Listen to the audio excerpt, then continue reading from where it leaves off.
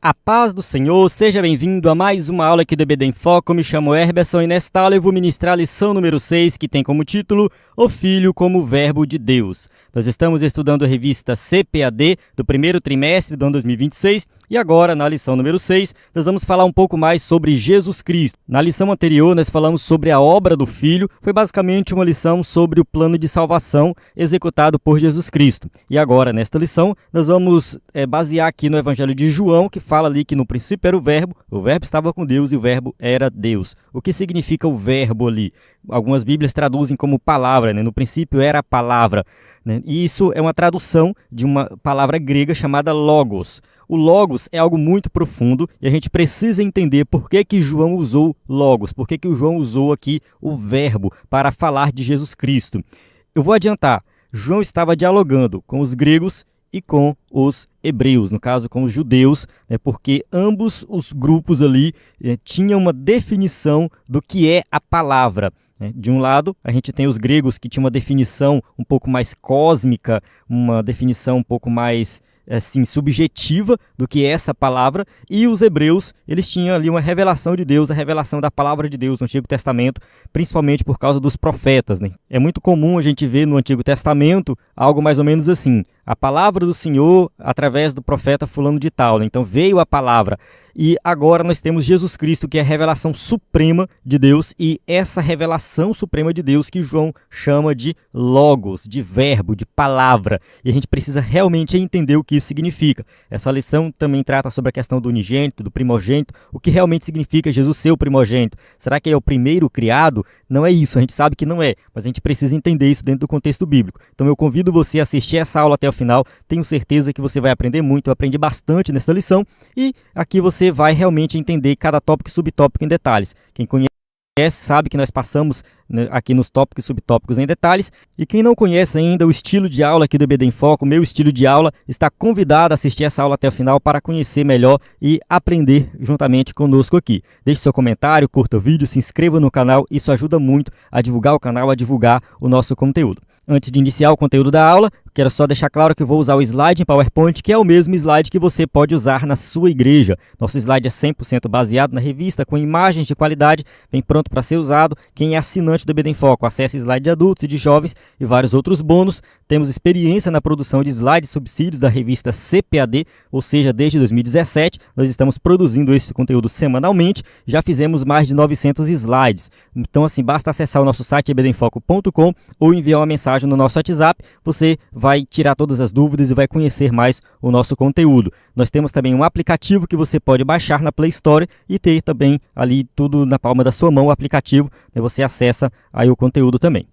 Vamos para o textório da lição que diz assim: E o Verbo se fez carne e habitou entre nós, e vimos a sua glória como a glória do unigênito do Pai, cheio de graça e de verdade. João capítulo 1, versículo 14. Então esse versículo 14 ele é muito importante para o Evangelho de João como um todo, para a nossa vida espiritual, porque aqui João apresenta o verbo que sempre existiu, mas esse verbo ele se fez carne, ele habitou entre nós, ele se tornou um de nós. Isso é fundamental para o Evangelho. Verdade prática, Jesus Cristo, o Verbo eterno, é a revelação plena e visível de Deus ao mundo, manifestando graça, verdade e a glória do Pai. Vamos para a leitura bíblica em classe, que se encontra em João capítulo 1, versículo 1 ao 5 e depois versículo 14. Vou avançar aqui, durante a aula a gente volta nessa passagem, a gente vai estudar em detalhes, não somente esta passagem, mas muitas outras passagens bíblicas bem profundas sobre esse tema. Introdução. O prólogo do Evangelho de João apresenta o Verbo eterno como Deus, Criador e revelador. Ele se fez carne e revelou de forma plena e completa a glória do Pai. Então o prólogo é logo ali no início, como se fosse a introdução do Evangelho de João. Ele apresenta Jesus como um ser eterno que nunca foi criado. Ele é o Criador, ele é o revelador, ele é tudo. Então assim, tudo converge para Cristo. E João apresenta realmente Jesus como esse verbo eterno, o verbo eterno, o Logos de Deus. O apóstolo João afirma que viu a glória do Deus unigênito, cheia de graça e de verdade. Então, sim, Jesus se revela como ser humano, mas ao mesmo tempo está ali o Deus Todo-Poderoso, cheio de glória. Nesta lição, veremos que essa revelação marca o clímax da encarnação do Verbo, o Filho de Deus, onde o invisível se tornou visível, o eterno entrou no tempo e o insondável foi manifestado em Cristo Jesus. Então, aqui no Evangelho de João, a gente observa que esse ser todo-poderoso, que sempre existiu, que criou todas as coisas, ele agora está entre nós, ele encarnou e o invisível se torna visível. Então, nós podemos dizer que servimos um Deus que entende todas as nossas necessidades, não somente porque ele nos criou, mas porque ele se tornou um de nós, ele habitou entre nós, ele saiu da esfera ali fora do tempo e entrou na esfera do tempo. Então ele passou a ser um ser humano como qualquer um de nós que teve necessidade, que teve fome, que teve sede. Então Jesus viveu como um ser humano completo e pleno. Então ele manifestou o Deus Todo-Poderoso de uma forma mais simples possível. Então é por isso que nós realmente servimos um Deus verdadeiro, um Deus que se compadece de todas as nossas necessidades. Tópico 1. O Verbo como Deus eterno. 1.1. O Verbo pré-existente. O prólogo de João, 18 versículos iniciais, é chamado de hino logos. Na abertura, no princípio era o Verbo. As palavras no princípio lembram o texto introdutório da Bíblia, Gênesis capítulo 1, versículo 1. Então, João capítulo 1, versículo 1 e Gênesis capítulo 1, versículo 1 está ali em paralelo. Claramente ensinam que o Verbo sempre existiu. Então, a gente observa que realmente, sempre existiu o Verbo. Então, no princípio, criou Deus os céus e a terra. E no princípio era o Verbo. Então observe que o Verbo não foi criado. As outras coisas foram criadas, mas o Verbo não. O Verbo é Jesus. Isso fica bem claro mais adiante, principalmente no versículo 14, que João diz que o Verbo se fez carne e habitou entre nós. Então aqui ele apresenta Jesus como esse Verbo eterno que sempre existiu, que não teve um princípio, um início. No princípio era o Verbo, ou seja, ele sempre esteve lá. Ele não foi criado em nenhum momento. Esta é uma maneira de referir-se ao atributo da eternidade que só Deus possui.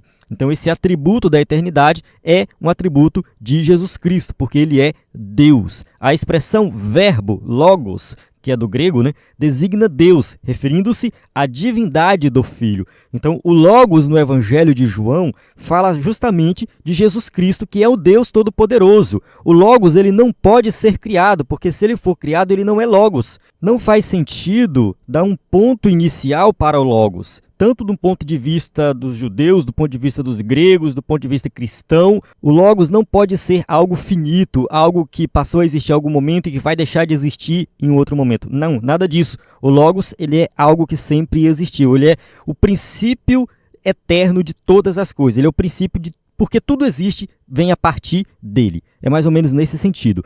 Enquanto os gregos pensavam em um princípio impessoal e os gnósticos um ser intermediário, João apresenta o Logos como o próprio Deus eterno, Jesus Cristo, o Filho unigênito do Pai, como está em João 3,16, porque Deus amou o mundo de tal maneira que deu seu Filho unigênito, para que todo aquele que nele crê não pereça, mas tenha a vida eterna.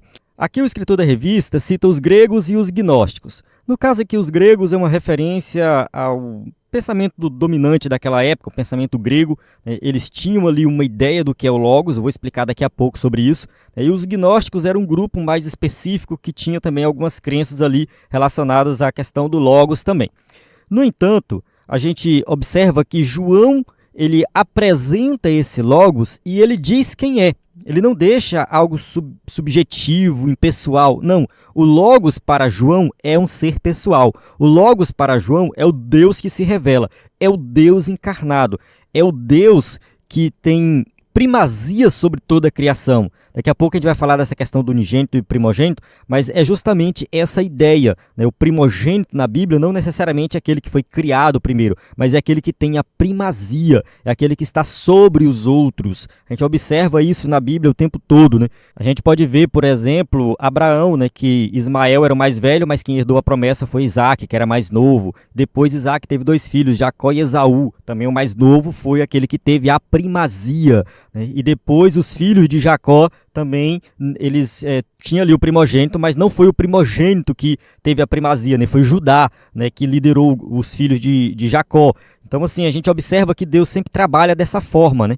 Na história de Davi também, Davi era o mais novo, né? Ele foi escolhido para ser rei, mesmo sendo o mais novo. Então, o que tem a primazia não necessariamente é aquele que nasceu primeiro. Então, assim, Jesus, ele é o unigênito, primogênito, não porque ele foi criado primeiro, porque ele nasceu primeiro, nada disso. É porque ele tem autoridade sobre todas as coisas, ele tem primazia sobre toda a criação.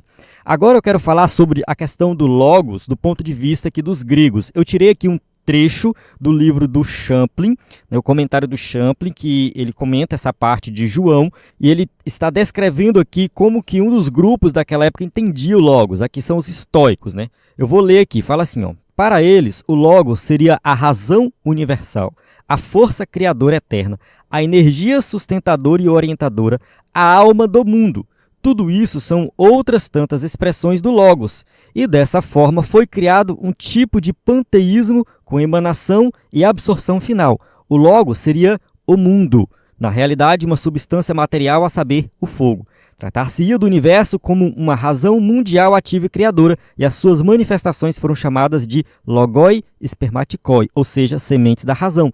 Todas as formas existentes do mundo, bem como todas as leis que atuam neste mundo, seriam logoi spermatikoi, ou manifestações do Logos. Assim, pois, o Logos seria a organização de todas as miríades de formas e de leis que emprestam naturezas e nomes aos objetos individuais e inspiram e governam as suas atividades. Por isso mesmo, o Logos seria uma força material, cósmica, impessoal, e não uma pessoa. Não obstante, algumas de suas características e atividades são aquelas atribuídas ao Logos pessoal, pertencentes ao pensamento cristão. Posto que os estoicos ensinavam a modalidade de panteísmo, o Logos é muito naturalmente reputado divino. Pode ser que pareceu confuso, qualquer coisa dá uma pausa, lê novamente com mais calma, mas é assim, o pensamento daquela época, né, com relação ao Logos, é que o Logos seria justamente, né, aquilo que deu origem a tudo. Né? O Logos seria o mundo, seria a criação. Né? Então, assim, eles falam do Logos de forma muito subjetiva, né? Então ele coloca assim, pois o Logos seria a organização de todas as miríades de formas e leis que imputam naturezas e nomes aos objetos individuais, que governa suas atividades. Então seria uma força material cósmica e impessoal. Então para os gregos, o que deu origem ao mundo, às coisas, à criação, seria essa força impessoal que eles chamam de Logos, mas não necessariamente esse Logos seria uma pessoa. Então o Logos aqui é aquilo que dá origem a tudo que existe, que controla todas as coisas. Então esse era o pensamento grego do Logos. E João vai apresentar Jesus como esse Logos, mas com uma interpretação totalmente diferente do que os gregos tinham. De todos os grupos daquela época, todos eles tinham um pensamento diferente com relação ao Logos, mas João apresenta o Logos aqui algo totalmente diferente, porque o Logos é uma pessoa, o Logos é o Deus encarnado, o Logos, né, ele foi revelado de forma física ali. Então João ele dialoga com os gregos apresentando Jesus como esse Logos. Vamos voltar para o conteúdo da revista que diz assim: antes de tudo que existe, o Verbo já existia. Jesus não começou a existir em Belém, pois ele é eterno, coexistente com o Pai desde o princípio. Colossenses 1,17, e ele é antes de todas as coisas, e todas as coisas subsistem por ele. Então aqui a gente tem a revelação do Logos, que sempre existiu, mas que se revelou entre nós. Então, diferente dos gregos, o Logos não é simplesmente uma força impessoal, mas é uma força que realmente existe, uma força que está presente entre nós, né? É o Salvador que sempre existiu e por meio dele todas as coisas passou a existir. Então, assim, como nós entendemos que Jesus criou todas as coisas, ele faz parte da criação, ou seja, de forma ativa, criando todas as coisas, né? Ou seja, todas as coisas subsistem por ele, é por isso que João faz esse paralelo com o Logos, para dialogar com os gregos. Tópico 1.2, o verbo como pessoa distinta.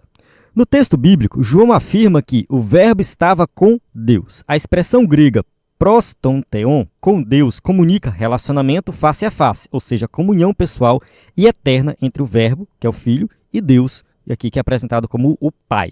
Então aqui nessa passagem de João fica bem claro que o Pai e o Filho são distintos. O verbo estava com Deus, o verbo era Deus, o verbo tinha todos os atributos da divindade, mas ele era distinto do Pai. Então o verbo que é o Filho, que é Jesus Cristo, e Deus aqui que é apresentado como o Pai, estão ali face a face em um relacionamento perfeito. Indica uma distinção de pessoas dentro da unidade da Trindade. Então, Deuteronômio capítulo 6, versículo 4, a gente já estudou sobre isso aqui anteriormente, né? Ouve Israel, o Senhor nosso Deus é o único Senhor. Então, nós cremos que existe somente um Deus. 1 João capítulo 5, versículo 7, porque 3 são os que testificam no céu, o Pai, a Palavra e o Espírito Santo, estes 3 são um. Então a gente observa que o Novo Testamento confirma que Pai, Filho e Espírito Santo não são 3 deuses, mas é um Deus que subsiste em 3 pessoas. O Pai, o Filho e o Espírito Santo não são formas sucessivas de aparecimento de uma pessoa, mas são pessoas coexistentes desde o princípio. Eu acredito que quem está acompanhando as lições e desde a primeira lição, com certeza já aprendeu isso aqui. O escritor da revista colocou aqui para fazer uma revisão. Porque assim, algumas igrejas por aí dizem que Pai, Filho e Espírito Santo são 3 maneiras diferentes de Deus se manifestar. Ele se manifesta como Pai, depois se manifesta como Filho, se manifesta como Espírito, mas nós não acreditamos dessa forma. Nós acreditamos que são distintos entre si. Mesmo assim, constitui um Deus. João capítulo 1, versículo 2, ele estava no princípio com Deus. Então está bem claro aqui que o verbo é distinto do Pai. No caso, o Filho é distinto do Pai. O verbo estava no princípio com Deus.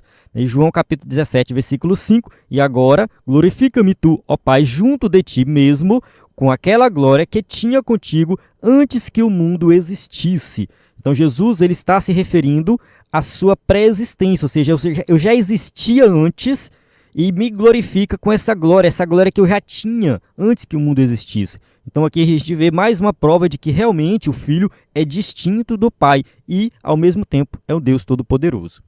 Tópico 1.3, o verbo é da mesma essência do Pai. Ainda no versículo de abertura, João revela, o verbo era Deus. Aqui, a palavra grega para Deus, que é theos, aparece sem o artigo definido, fato que tem gerado discussões exegéticas. O texto bíblico no original muitas vezes levanta alguns debates, mas é algo específico ali dos estudiosos, né, que às vezes debatem, mas assim, de certa forma, essa passagem aqui ela já foi resolvida, podemos dizer, né, que o que tem aqui de grupo que faz uma interpretação totalmente diferente são os testemunhos de Jeová, que eles colocam lá no princípio era o verbo e o verbo era um Deus. Então eles colocam ali como se Jesus tivesse sido criado, né? Não que o verbo é Deus, mas o verbo era um Deus, com D minúsculo. Então eles que trazem uma complicação em relação a esse texto, mas nós entendemos que aqui não tem nenhuma complicação. O verbo era Deus e ponto final, né? Vamos ver o que diz aqui na revista. Ó. Porém, na estrutura grega, a ausência do artigo não implica indefinição ou inferioridade, nada disso, né? Essa construção enfatiza a qualidade ou a natureza do sujeito. Então, o jeito que o texto foi escrito ali mostra que Jesus é da mesma essência que Deus. A omissão do artigo não significa um Deus, como sustentam traduções heréticas, mas é um indicativo da natureza do verbo. Então, como eu citei anteriormente, Testemunho de Jeová traduzem dessa forma aqui. Então, assim, a gente precisa entender que a maneira que o texto foi escrito no original não dá margem para essa tradução, dizendo que o verbo era um Deus com D minúsculo, mas ali indica que o verbo é da mesma natureza que Deus. Então é um indicativo da natureza do verbo. Ele é divino, por isso que algumas bíblias traduzem assim, e o verbo era divino. Eu não gosto muito dessa tradução também, o verbo era divino, porque ela dá margem para dizer assim, era divino, mas não era Deus. Então assim, a palavra usada ali, theos, é a palavra que se refere ao Deus Todo-Poderoso. Então não faz sentido minimizar Jesus dessa forma. Ele é Deus. Então o verbo realmente é da mesma essência que o Deus Todo-Poderoso. Esclarece que o verbo compartilha da mesma essência divina. João capítulo 14, versículo 9. Disse-lhe Jesus, estou há tanto tempo convosco e não me tendes conhecido, Filipe?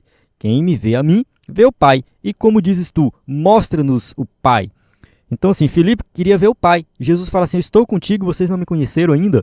Então assim, Jesus é da mesma essência que o Pai. Então basta eu ver ele que eu já vi o Pai. Desse modo, o verbo é como o Pai, eterno e criador. Portanto, a expressão o verbo era Deus ensina que Jesus é da mesma substância do Pai, isto é, Deus em sua totalidade. Colossenses 1,15, o qual é a imagem do Deus invisível, o primogênito de toda a criação.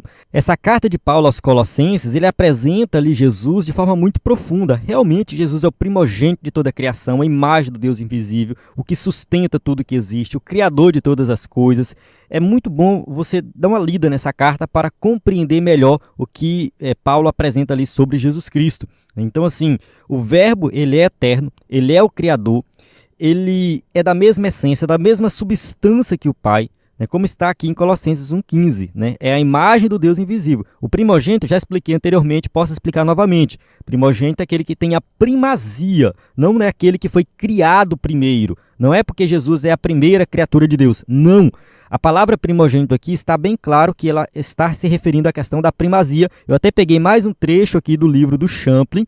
Em primeiro lugar, deve-se dizer que não há aqui qualquer indício de que Cristo foi o primeiro ser que Deus criou, o qual então se tornou uma espécie de divindade secundária, que também tinha o poder de criar, conforme alguns têm pensado muito erroneamente. Os antigos pais da igreja acertaram quando insistiram sobre a diferença entre os termos gregos prototokos, que é primogênito, e protoktistos. Vou ler de novo. Protoktistos.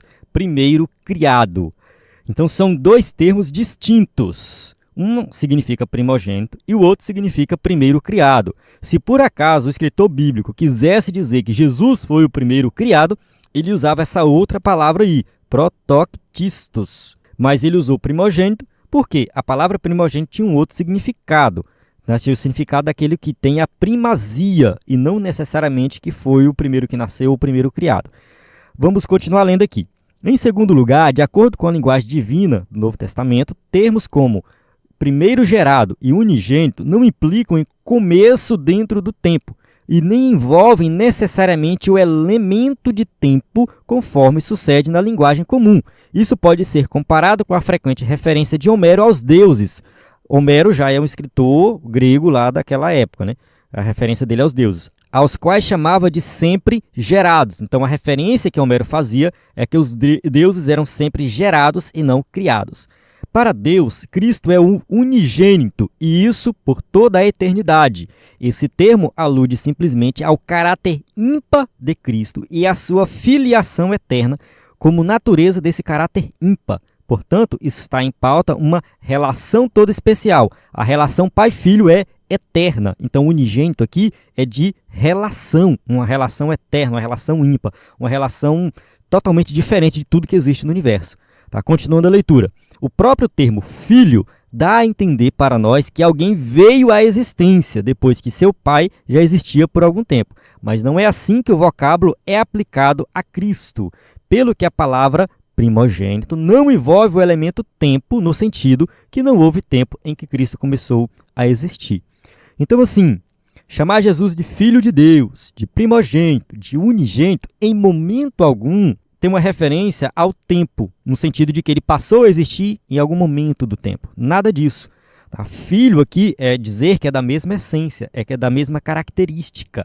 Por isso que os judeus falavam que eram filhos de Abraão. Somos filhos de Abraão. Por que eles falavam isso? Porque tinha nascido de forma direta de Abraão? Não. Apesar de serem descendentes de Abraão, filho ali significa que eles tinham direito às promessas de Abraão. Estavam no mesmo patamar que Abraão. É nesse sentido. Jesus foi chamado por um cego de filho de Davi. Ele estava dizendo que Jesus era filho de Davi de forma direta? Não. Ele estava dizendo que Jesus tinha direito ao trono de Davi. Estava ali sucedendo Davi, de certa forma, né, no mesmo patamar. Né? Ele via Jesus dessa forma, né? Aquele que veio libertar dos romanos e tudo mais, que Jesus era rei. Então a referência era nesse sentido. Então filho também não significa que foi criado, da mesma forma, unigênito nem primogênito. Tá? Então isso aqui é um caráter ímpar de Cristo, que é a sua filiação eterna, no sentido de que Jesus, né, sempre foi Deus por toda a eternidade e sempre se relacionou com o Pai e com o Espírito Santo, né, de forma plena, completa e perfeita. Amém? Vamos para o tópico 2, o verbo como criador. 2.1, o agente da criação. A Bíblia declara que, no princípio criou Deus. Gênesis capítulo 1, versículo 1. Né? A expressão criou traduz a palavra hebraica bara, termo reservado à atividade criadora de Deus. Alguns falam bará, outros falam bara, mas enfim. O que é que o texto diz aqui, Gênesis 1, 21? E Deus criou as grandes baleias e todo réptil de alma vivente que as águas abundantemente produziram conforme as suas espécies, e toda ave de asas conforme a sua espécie, e viu Deus que era bom. Então está bem claro na Bíblia que tudo que existe foi criado por Deus, o universo, a vida, toda forma de vida, tudo foi criado por Ele. E a Bíblia afirma que o universo foi criado por Deus a partir do nada, do latim ex nihilo, ou seja, nada existia e simplesmente Deus foi lá e criou. Hebreus capítulo 11, versículo 3, pela fé entendemos que os mundos pela palavra de Deus foram criados, de maneira que aquilo que se vê não foi feito do que é aparente. Então toda a criação veio de Deus. Deus fez a partir do nada, Ele simplesmente criou tudo que existe. A doutrina de Deus como Criador possui fundamentos tanto no Antigo Testamento como no Novo Testamento. Eu vou ler aqui o texto de Atos 17, 24, era para eu ter colocado aqui um versículo do Antigo Testamento e eu acabei esquecendo de atualizar. Tá? Foi um pequeno erro aqui na aula, né? Que a ideia é colocar um Antigo e do Novo Testamento. Aí eu acabei colocando dois do Novo Testamento, mas eu vou ler aqui. O Deus que fez o mundo e tudo que nele há, sendo Senhor do céu e da terra, não habita em templos feitos por mãos de homens. Então aqui nessa passagem de Atos, deixa bem claro que Deus criou tudo que existe, né? E Jesus está participando de toda essa criação. Tá? Ele é o Deus Todo-Poderoso que criou tudo que existe também. Nesse sentido, João apresenta Jesus também como Criador.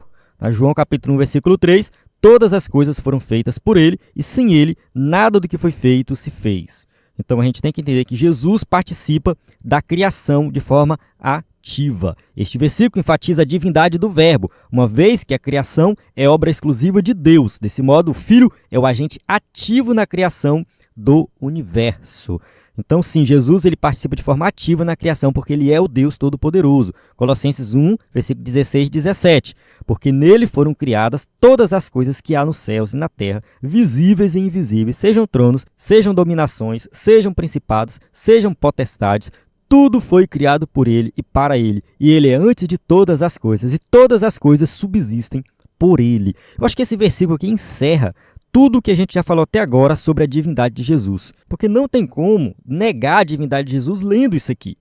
Porque assim, o texto deixa bem claro que tudo foi criado por ele, porque nele foram criadas todas as coisas que há no céu, na terra, visível, invisível, trono, ou seja, tudo do mundo espiritual, tudo do mundo material, tudo foi criado em Cristo Jesus. Né? Todas as coisas subsistem por ele.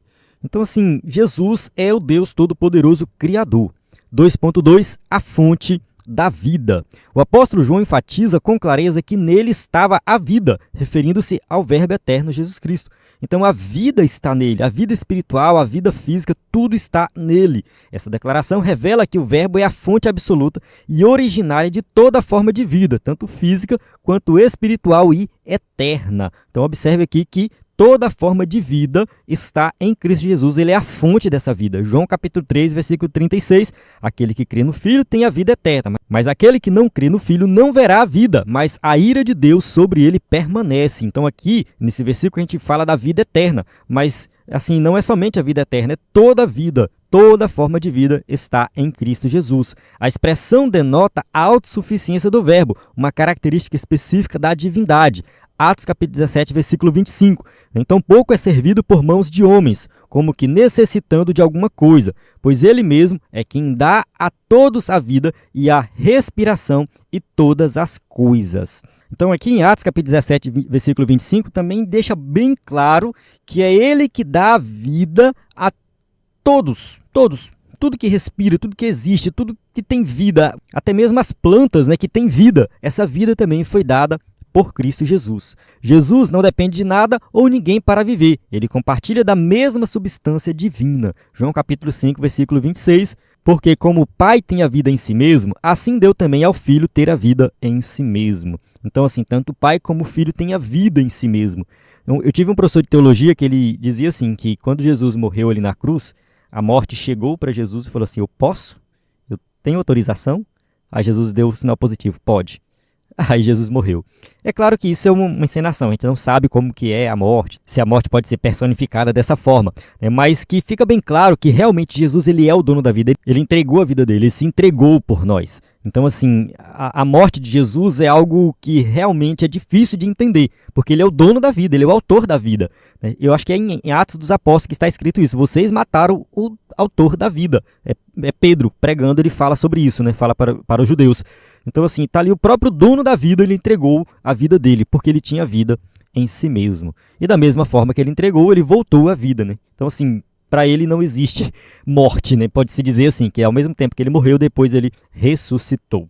Essa verdade afirma que a vida eterna e imutável que está no Pai está igualmente no Filho, apontando para a mesma essência dentre as pessoas da Trindade.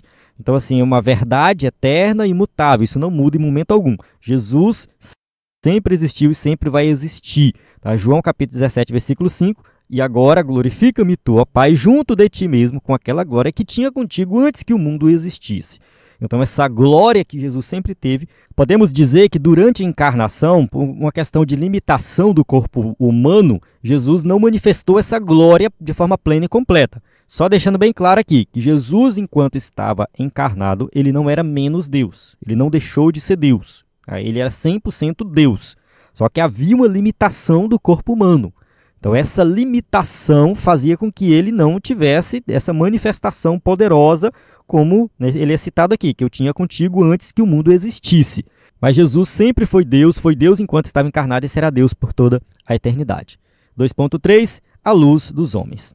O texto bíblico assevera que a vida era a luz dos homens, e a luz resplandece nas trevas, e as trevas não a compreenderam. Então, assim, Jesus, ele é luz. Ele é luz, ele veio para brilhar, e ele veio nesse mundo de trevas, um mundo manchado pelo pecado, um mundo de trevas, e uma luz que resplandeceu nessas trevas, mas as trevas não a compreenderam. A gente sabe que muitos não creem em Jesus como Salvador, mesmo nós apresentando Jesus como a luz do mundo. A metáfora da luz simboliza o caráter de Deus, porque nele não há trevas alguma. 1 João capítulo 1, versículo 5, e esta é a mensagem que dele ouvimos e vos anunciamos, que Deus é luz e não há nele trevas nenhumas. Então, assim, Deus é a perfeição da luz. Uma luz simboliza o que? Pureza. A luz simboliza algo extraordinário. E sempre que a gente vê na Bíblia manifestações sobrenaturais de Deus, é uma referência à luz.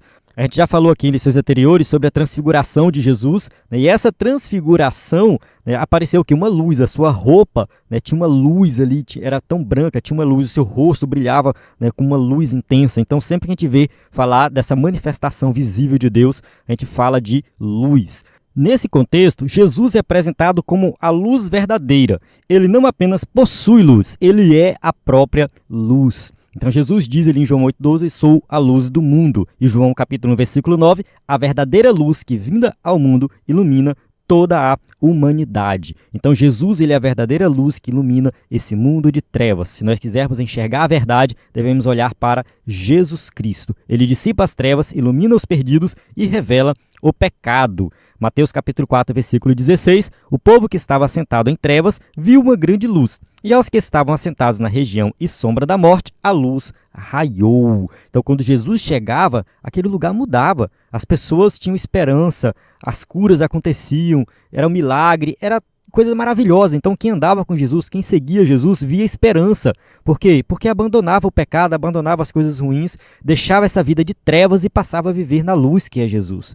João capítulo 3, versículo 19, e a condenação é esta, que a luz veio ao mundo, e os homens amaram mais as trevas do que a luz, porque as suas obras eram más. Então aqui está bem claro que a condenação vem porque as pessoas amam o pecado, amam as trevas, amam praticar as más obras. Então Jesus veio ao mundo mostrando que é a luz. Ele veio mostrando o que? As boas obras, um bom comportamento, a boa maneira de agir. Então as pessoas optaram por viver no pecado com as obras más. Então viveram nas trevas. A declaração, as trevas não prevaleceram contra ela, que está em João capítulo 1, versículo 5, mostra que as forças do mal não têm poder sobre Cristo. Isso está bem claro lá no Evangelho de João. O texto diz assim, ó, capítulo 1, versículo 5, a luz resplandece nas trevas, e as trevas não prevaleceram contra ela. Então, assim, não tem como as trevas vencer a luz. O mal não tem poder sobre Jesus Cristo. O verbo grego katalambano pode ser traduzido como compreender, apoderar ou dominar. E nesse caso expressa que as trevas do pecado não podem resistir à luz do Filho de Deus. Romanos capítulo 13, versículo 12. A noite é avançada e o dia está próximo. Rejeitemos, pois, as obras das trevas e vistamo-nos das armas da luz. Então está bem claro aqui em Romanos que é uma questão também de posicionamento nosso, né, de nós nos aproximarmos da luz, rejeitar as obras das trevas e vestir as armas da luz, participar com Cristo das boas obras, das coisas boas, do bom comportamento, né, e abandonar o pecado, abandonar tudo que não presta. Vamos para o tópico 3, o verbo como revelação do Pai. 3.1, a encarnação do verbo.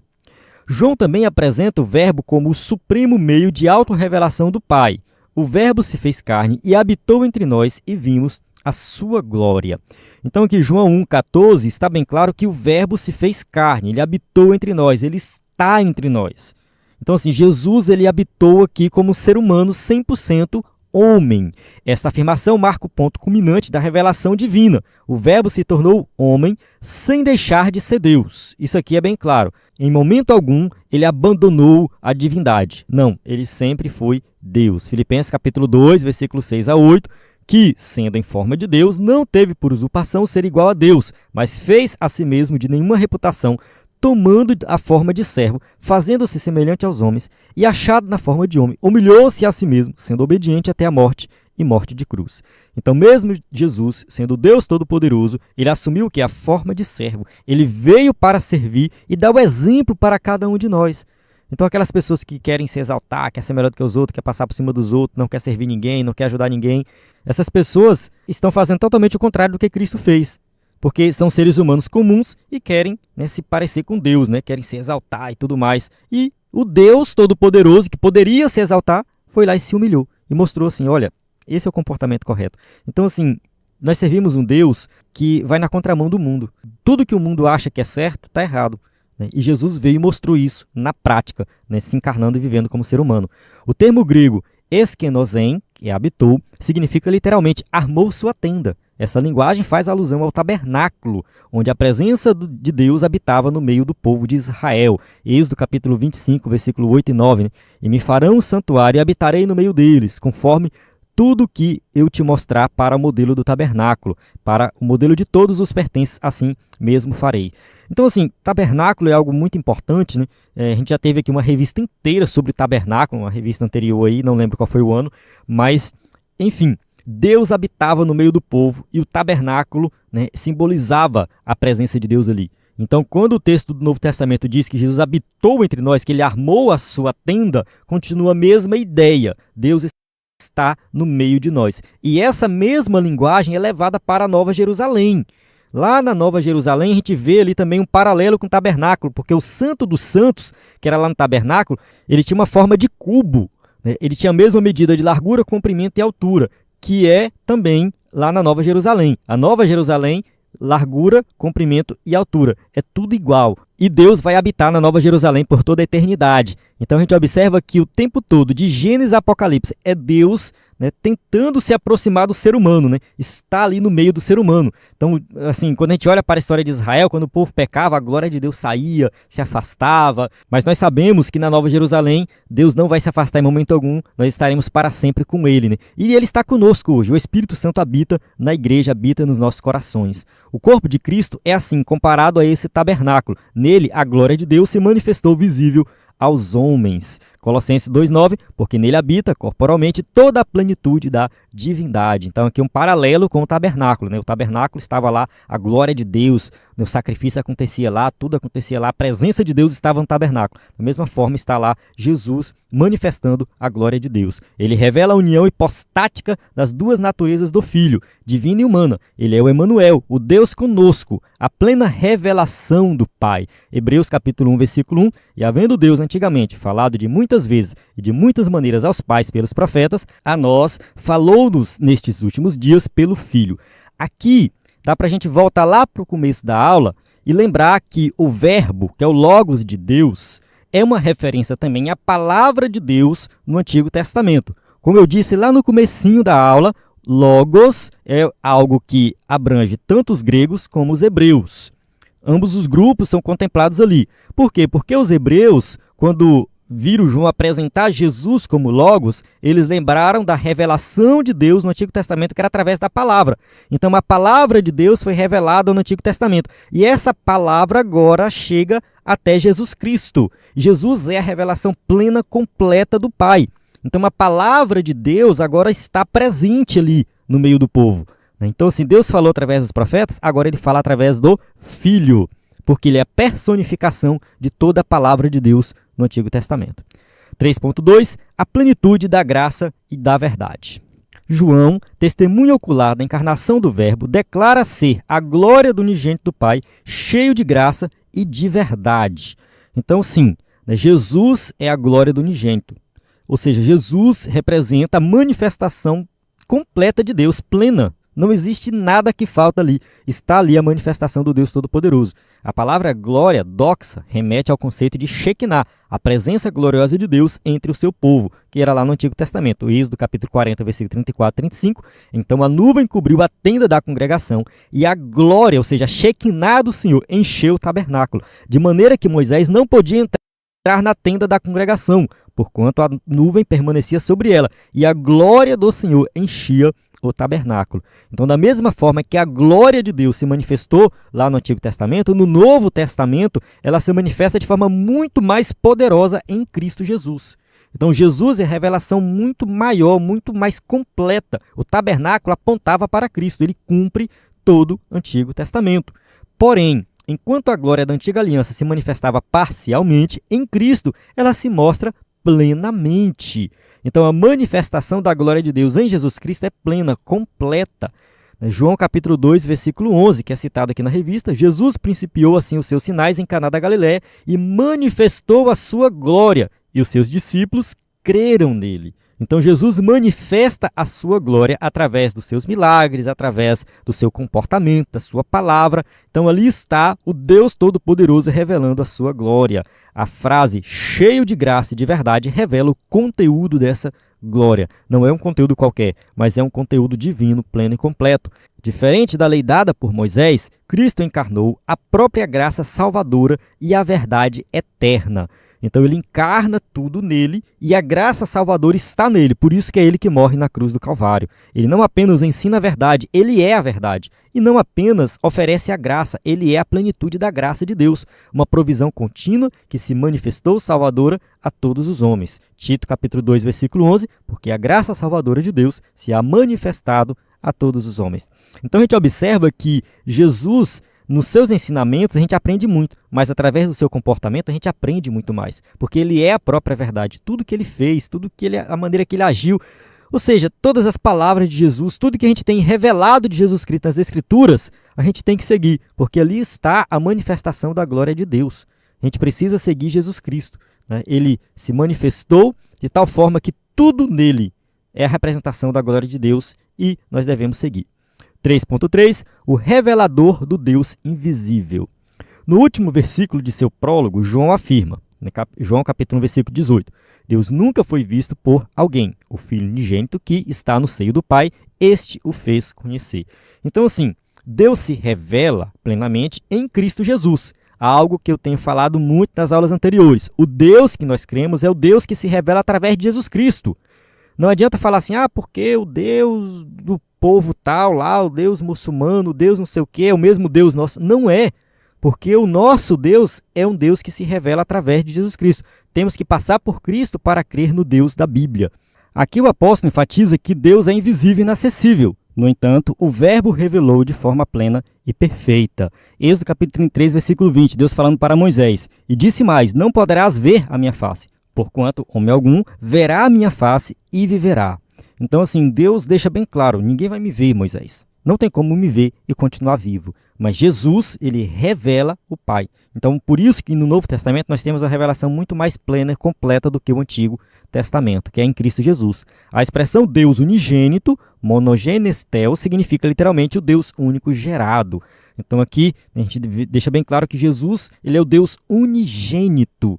Ele tem uma relação perfeita com o Pai, eterna, gerado do Pai. Refere-se a Cristo, o Filho da mesma substância, né? Ou seja, a mesma substância do Pai, né? Então, nós cremos no Deus que é da mesma substância, que é da mesma essência que o Pai.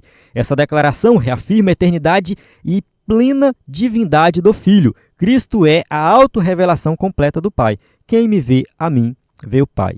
João capítulo 14, versículo 9. Então está bem claro ali, né? Quem vê Jesus Cristo vê o Pai. A revelação do Pai acontece somente por meio de Jesus Cristo. Por isso que nós temos que crer em Jesus como Salvador para alcançar a salvação eterna, crer no seu sacrifício, na sua ressurreição. Somente por meio de Jesus Cristo que somos salvos do pecado, salvos da condenação e temos garantido a vida eterna. Chegamos na conclusão da nossa aula que diz assim: Jesus Cristo é o Deus unigênito que revela o Pai. Nele, a glória, a graça e a verdade de Deus são plenamente manifestas. A encarnação do Verbo não é apenas uma doutrina essencial da fé cristã, mas também um chamado à adoração e proclamação daquele que é a imagem visível do Deus invisível. O Senhor Jesus é a perfeita revelação do Pai à humanidade. E cada crente reconheça que conhecer a Cristo é conhecer o próprio Deus e que proclamar essa verdade é tornar a glória do Pai conhecida no mundo.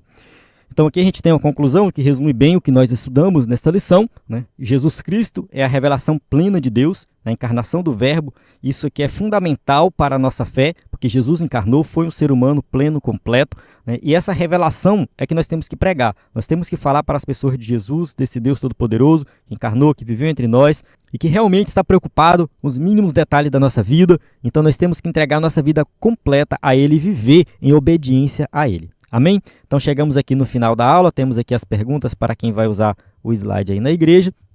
E mais uma vez reforçando nosso site, ebdenfoco.com, o nosso WhatsApp também, que você pode enviar mensagem sempre que precisar, o nosso conteúdo completo aí de slides em PowerPoint que você pode acessar. E na plataforma EBD em Foco você tem tudo que precisa para ministrar uma aula de excelência na EBD. A paz do Senhor, até a próxima aula.